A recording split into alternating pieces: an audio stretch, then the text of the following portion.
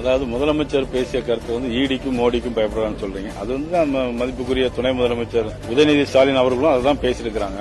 நான் அவர்களுக்கு சொல்ல என்ன சொல்றேன்னா 2011 மார்ச் மாதம் ஆக ஈடி ரைடு மேல நடந்துட்டு இருந்துச்சு. காங்கிரஸ் திமுக கூட்டணி கீழே பேச்சுவார்த்தை நடந்துட்டு தான் இருந்துச்சு. அப்ப அதுக்கு பயந்து அன்னையிலிருந்து இன்றைய வரையிலும் அவர்களுக்கு ஈடிக்கு பயப்படுறார்களா?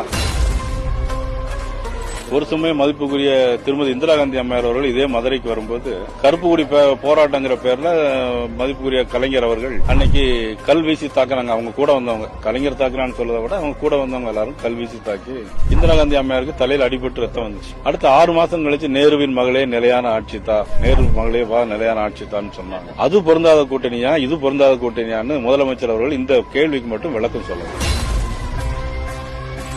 இந்த முருக பக்தர்கள் மாநாடு மதிப்புக்குரிய மத்திய அமைச்சர் வேல் யாத்திரை பண்ணாங்க. மதிப்புக்குரிய எங்களது அன்பு சகோதரர் திரு அண்ணாமலை அவர்கள் நடைபயண யாத்திரை பண்ணாங்க. என்னுடைய எண்ணம் எல்லாம் அவர்கள் மக்களோடு நடந்தார்கள். நான் சட்டமன்ற உறுப்பினர்களோடு பாத யாத்திரையாக சட்டமன்றத்தில் நுழையலாம் என்று நினைக்கிறேன்.